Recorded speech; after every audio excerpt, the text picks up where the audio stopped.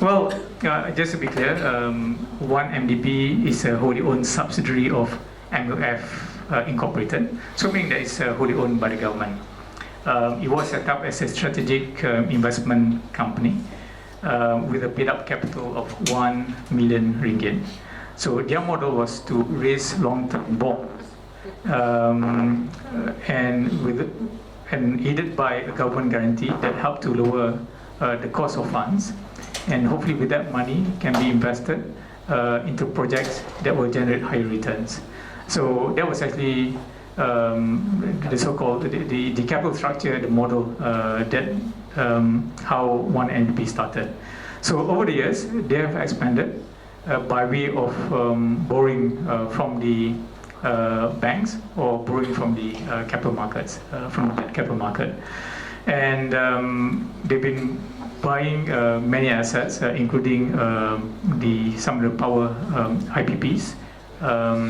And it's come to a level whereby the debt level had hit 42 billion ringgit as of 31st March 2014. And if you can imagine, the burden of servicing such a high debt is actually it's very high, it's very difficult. So until and unless your assets are able to generate that cash flow, it is not sustainable. So I think that's something which the board and management of One MDB had realized, and therefore they have undertaken a strategic review of their business model and of their capital structure, and they have decided on 3 things among this. Number 1, they have decided not to incur any new debts, any new borrowings, unless it is to meet the current debt obligations or to refinance the current debt obligation. So that's number 1. Number 2, they have agreed not to embark on any new projects or any new venture, and focus their effort on executing the 2 big projects that they have, which is the Tun Razak Exchange and Bandar Malaysia.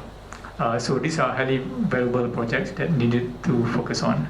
The third immediate thing that they have to do is to work as much as possible to get the IPO of Edra Energy going.